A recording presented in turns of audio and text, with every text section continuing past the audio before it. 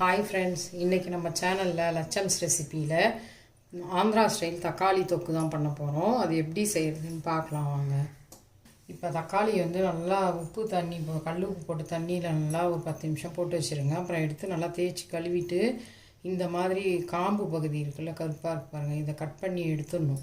எடுத்துட்டு அதுக்கப்புறமா இதை ரஃப்பாக கட் பண்ணிக்கணும். தக்காளியை நான் கட் பண்ண தக்காளியிலேருந்து எடுத்து வச்சுருக்கேன் பாருங்கள். இந்தமாரி கட் பண்ணி எடுத்துருங்க எல்லாத்தையும். இப்போ 1 கிலோ தக்காளி அளவுக்கு எடுத்து ரஃப்பாக நான் அந்த மாதிரி கட் பண்ணி வச்சுருக்கேன். அது மாதிரி க்ளீன் பண்ணிவிட்டு அந்த காம்பு பகுதியெல்லாம் கட் பண்ணிவிட்டு இந்த மாதிரி ரஃப்பாக கட் பண்ணி வச்சுருக்கேன். அது மாதிரி கட் பண்ணி எடுத்துக்கோங்க. இப்போ நான் அதை வந்து குக்கரில் போட்டு தான் 3 விசில் வச்சு வேக விட்டுட்டு அப்புறம் செய்ய போகிறேன். தண்ணி எதுவுமே சேர்க்கக்கூடாது. அதுமாதிரி தக்காளி மேலேயும் தண்ணிலாம் எதுவும் இல்லாமல் நல்லா கிளாத்தால் தொடச்சிட்டு கட் பண்ணிக்கோங்க. இந்த மாதிரி கட் பண்ணி எடுத்துக்கோங்க.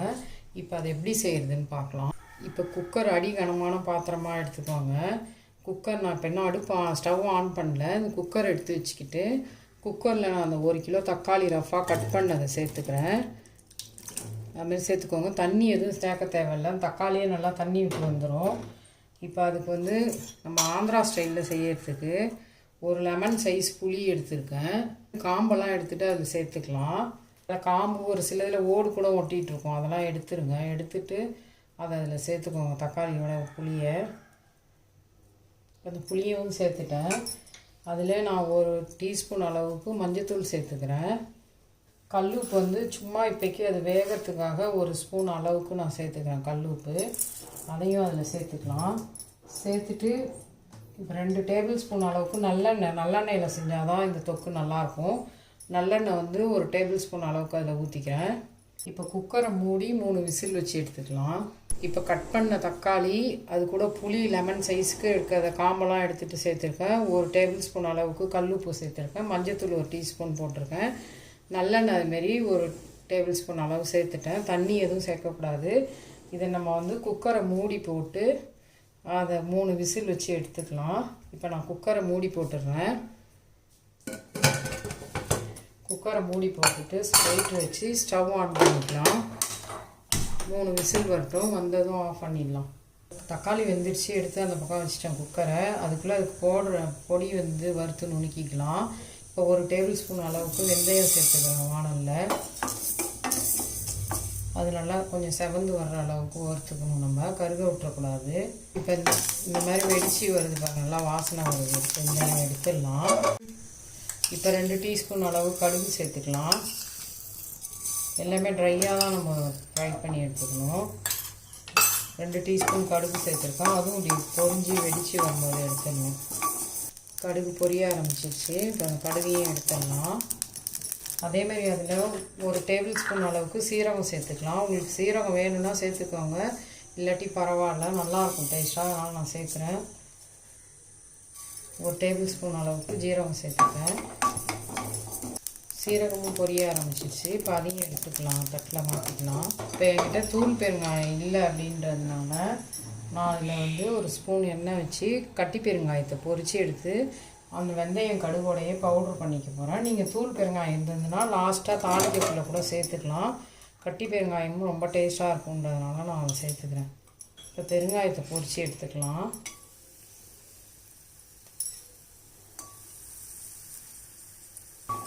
நீங்கள் 1/2 கிலோ தக்காளி செய்யும்போது இந்த மிளகாத்தூள், உப்பு, வெந்தயம், கடுகெல்லாம் பாதி அளவாக மாற்றிக்கோங்க, சூப்பராக இருக்கும்.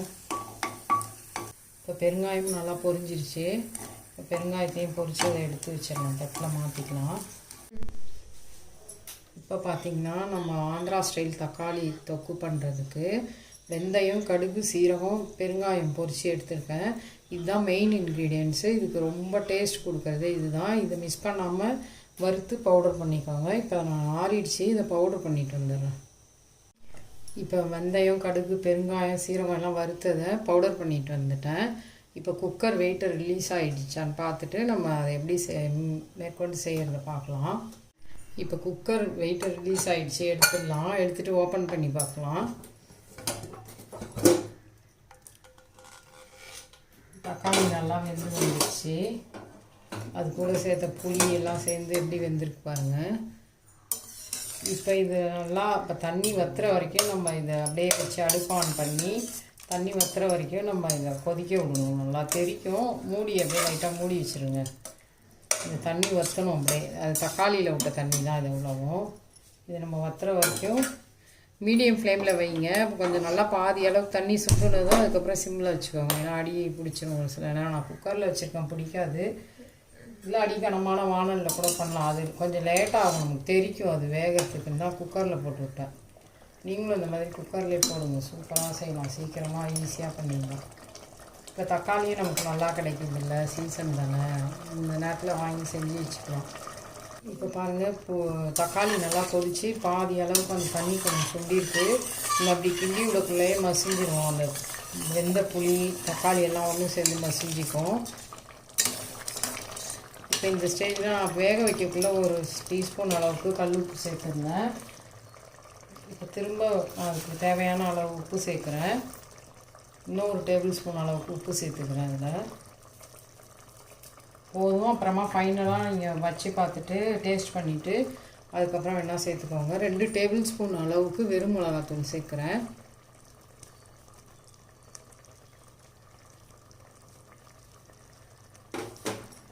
கலருக்காக ஒரு டீஸ்பூன் அளவுக்கு காஷ்மீரி சில்லி பவுடர் சேர்த்துக்கிறேன்.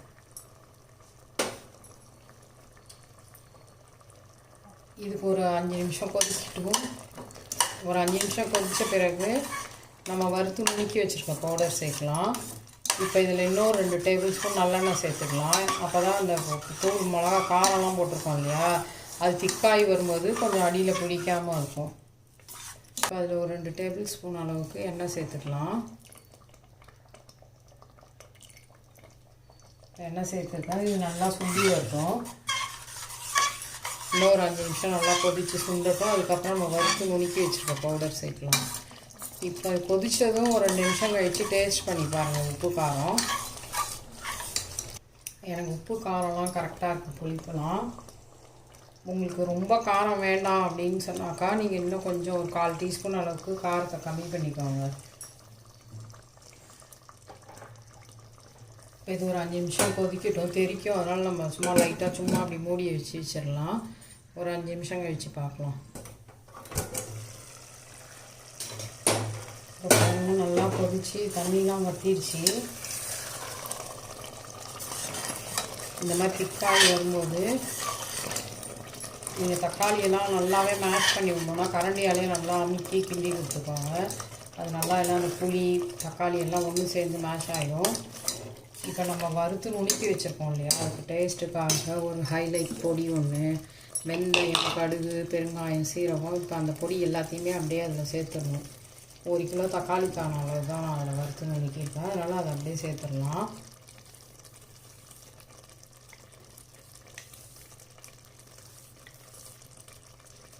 இப்போ வெந்தயம், கடுகு இந்த பொடியை சேர்த்துக்கோங்க. சேர்த்துட்டு நான் வந்து பெருங்காயம் வந்து தாளிக்கக்குள்ளே தூள் பெருங்காயம் கூட நீங்கள் சேர்த்துக்கிறதுனா சேர்க்கலாம். கட்டி பெருங்காயம் டேஸ்ட்டாக இருக்குன்றதுனால நான் இதோடையே வறுத்து நுணுக்கி சேர்த்துட்டேன். இப்போ இதை நல்லா கிண்டி கொடுத்துட்டு இப்போ இதில் வந்து நான் ஒரு 50 ml அளவுக்கு நல்லெண்ணெய் சேர்க்க போகிறேன். இப்போ நான் மொத்தமாக இதுக்கு ஒரு 1/4 லிட்டர் எண்ணெய் எடுத்து வச்சுருந்தேன். அதில் 2 டேபிள் ஸ்பூனாக அப்பப்போ சேர்த்துருக்கேன். இப்போ அதுலேருந்து இப்போ மீதி இருக்கிறதுல பாதி எண்ணெய் சேர்க்க போகிறேன். சேர்த்து ஒரு நல்லா ஒரு 5 நிமிஷம் அது சிம்மிலேயே கொதித்து வரணும். கொதித்து எண்ணெய் பிரிஞ்சு வரும்போது தான் நம்ம தாளிப்பு சேர்க்கணும். நல்லா கொதிக்கிட்டோம், அந்த தக்காளி நல்லா சுண்டி வரட்டும். இப்போ சிம்மில் வச்சுருங்க, அப்பப்போ கிண்டி விடணும். ஏன்னா நம்ம அந்த வெந்தயம், கடுகு பொடி எல்லாமே சேர்த்துட்டோம். எல்லா மசாலா காரத்துக்கான பொடி எல்லாமே சேர்த்துட்டோம். இப்போ உப்பு நான் டேஸ்ட் பண்ணுறேன், எனக்கு கொஞ்சம் கம்மியாக இருக்கிறதுனால இன்னும் ஒரு 1/2 டேபிள் ஸ்பூன் அளவுக்கு நான் உப்பு சேர்த்துக்கிறேன். நீங்கள் அதுமாதிரி டேஸ்ட் பண்ணி பார்த்துட்டு உப்பு காரம் சேர்த்துக்கோங்க. இப்போ கொதிச்சு இது நல்லா சுண்டி வரட்டும். மூடி அது மேலேயே வைங்க, ஒரு தட்டோ இல்லாட்டி அந்த குக்கர் மூடியவே இப்படி சும்மா வச்சுருங்க. அப்போ தான் தெரிக்காது பக்கத்துலலாம். இப்போ நான் அதை மூடி வச்சுட்டு அப்பப்போ கிண்டி கொடுத்தேன். நம்ம கிட்டக்கறது கிண்டி கொடுக்குறதா இருந்தால் ஸ்டவ்வை வந்து ஃபுல் ஃப்ளேமில் வச்சு நம்ம அப்படி கிண்டி விட்டோம்னா நல்லா அது நல்லா இந்த தொக்கு நல்லா சுண்டி வந்துடும். அந்த மாதிரி எண்ணெய் பிரிஞ்சு வர ஆரம்பிச்சிருச்சு. இப்போ இதுக்கு நம்ம ஒரு தாளிப்பு கொடுக்கணும். இப்போ இன்னும் ஒரு 5 நிமிஷம் இதை சிம்மிலேயே போட்டு நல்லா சுண்ட விடலாம். ஆனால் கிண்டி விடுங்க அப்பப்போ, இல்லாட்டி அடி பிடிச்சிடும். ஏன்னா சுண்டிடுச்சு நல்லா, அது வற்றி வந்துருச்சு. வற்றி வந்துட்டதுனால இப்போ நான் அந்த பொடி வறுத்தது நுணுக்கி போட்டேன்ல, வெந்தயம் கடுகுலாம், அது போட்டதுக்கப்புறம் கொதிக்க விட்டுட்டு டேஸ்ட் பண்ணப்போ காரம் எனக்கு கம்மியாக தெரிஞ்ச மாதிரி இருந்ததுன்னு நான் ஒரு ஸ்பூன் வெறுமிளகாத்தூள் சேர்த்துக்கிட்டேன் திரும்ப. அது வீடியோவில் பண்ணல நான். நீங்கள் அந்த மாதிரி அந்த பொடி சேர்த்த பிறகு வாயில் வச்சு பார்த்துட்டு உப்பு காரம் சேர்த்துக்கோங்க. ஏன்னா வெந்தயம் கொஞ்சம் கசப்பாக இருக்கும்ல, அப்போ உங்களுக்கு காரம் பத்தலை அப்படின்னாக்கா சேர்த்துக்கலாம். இல்லை பரவாயில்ல ஓகேனா அப்படியே வச்சுக்கலாம். அப்படி இல்லாட்டி அந்த பொடியிலேருந்து ஒரு ஸ்பூன் அளவுக்கு கம்மி பண்ணி சேர்த்துக்கோங்க. இப்போ இது நல்லா திக்காய் வந்துருச்சு அந்த தக்காளி தொக்கு, ஆந்திரா ஸ்டைல் தக்காளி தொக்கு. இந்த மாதிரி செஞ்சுட்டு இதுக்கு ஒரு தாளிப்பு கொடுக்க போகிறோம். தாளிப்பு கொடுத்துட்டு இதை ஒரு கண்ணாடி ஆறுன பிறகு ஒரு கண்ணாடி பாட்டிலில் போட்டு நம்ம வச்சுக்கிட்டோன்னா வெளியவே அது ஊறுகாய் மாதிரி கெட்டு போகாமல் இருக்கும். ஈர ஸ்பூன்லாம் வச்சு எடுக்காமல் இருந்தோம்னா. இல்லாட்டி ஃப்ரிட்ஜில் வச்சோம்னா 6 மாதத்துக்கு மேலே கூட நமக்கு வரும். இப்போ இதுக்கு ஒரு தாளிப்பு கொடுத்துடலாம். தாளிப்பு கொடுக்கறதுக்கு கடாயை வச்சுட்டேன் அடுப்பில். அதில் நல்லெண்ணெய் தான் நான் சேர்க்க போகிறேன். ஏற்கனவே உங்கள்கிட்ட காமிச்சிருந்தாலும் ஒரு கப்பில் எண்ணெய் அது எல்லாமே அதில் சேர்த்துட்டேன். இப்போ அது கப்பால் 1/2 கப் நல்லெண்ணெய் சேர்த்துக்கிறேன். இதுக்கு மொத்தமாக 300 ml நல்லெண்ணெய் ஆயிருக்கு. இப்போ எண்ணெய் காயிட்டும். எண்ணெய் காய்ஞ்சிச்சு. அதில் ஒரு ஸ்பூன் கடுகு சேர்த்துக்கலாம். அது கூடவே 2 ஸ்பூன் அளவுக்கு உளுத்தம்பருப்பு சேர்த்துக்கலாம். 3 காஞ்ச மிளகாய் சேர்த்துருக்கேன். அப்படியே கிள்ளி போடலை, முழுசாக தான் போட்டிருக்கேன். ஒரு 20 பல் பூண்டு 20 பல் உரிச்சதை 2ஆக கட் பண்ணிக்கிட்டேன். அதையும் அது கூட சேர்த்துக்கலாம்.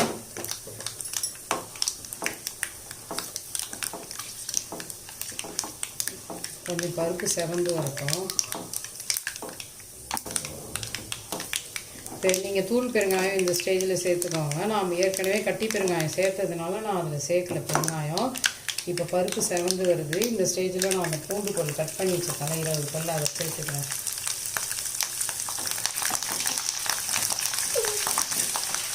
பூண்டு கொஞ்சம் செவந்து வரட்டும்.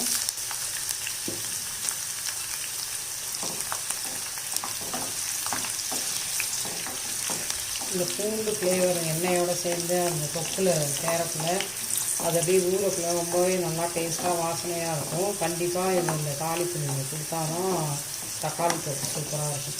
நான் பெருங்காயம் முன்னாடியே சேர்த்துட்டதுனால நான் சேர்க்கல, கருவேப்பிலை தொக்கு சேர்த்துக்கிறேன். நீங்கள் கட்டி பெருங்காயம் வச்சு முழுக்காட்டி இதில் தூள் பெருங்காயம் சேர்த்துக்கோங்க தாளிப்பில். அவ்வளோதான். இப்போ இந்த தாளிப்பு எடுத்து அதில் சேர்த்துக்கலாம். தாளிப்பை சேர்த்துக்கலாம் தக்காளி தொக்கில்.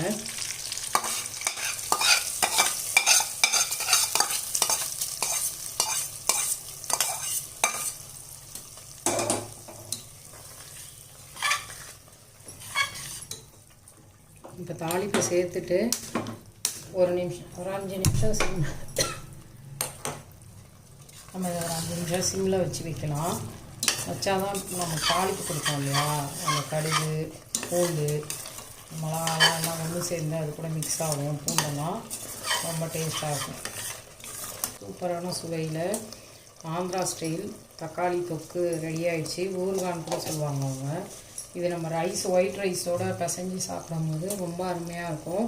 சப்பாத்தி இட்லி தோசை எதுக்கு வேணால் நம்ம எடுத்துக்கலாம். இதுமாரி செஞ்சு வச்சுக்கிட்டோன்னா குழந்தைங்களுக்கு ஒரு அவசரத்துக்கு காலையில் லஞ்ச் பாக்ஸில் கூட சாதத்தில் கிளறி அப்பளம் முட்டை அந்த மாதிரி தொட்டுக்க வச்சு அனுப்பலாம். சூப்பராக இருக்கும்.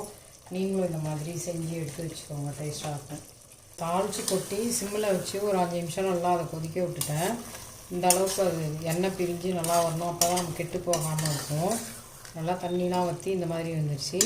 இன்னும் உங்களுக்கு சுண்டை வச்சு வேணும்னா கிட்டக்க இருந்து நீங்கள் கிண்டியே போட்டே இருக்கணும் தீயாமல். இப்போ இன்னும் கொஞ்சம் திக்காகும். இதுவே போதும் இந்த அளவு.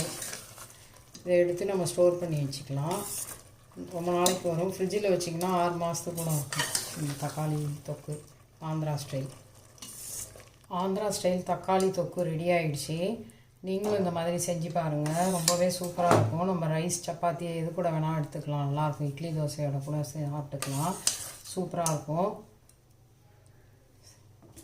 இதேமாரி தக்காளி தொக்கு செஞ்சு பார்த்துட்டு லட்சம்ஸ் ரெசிபியை லைக் பண்ணுங்கள், ஷேர் பண்ணுங்கள், சப்ஸ்கிரைப் பண்ணுங்கள். தேங்க்யூ.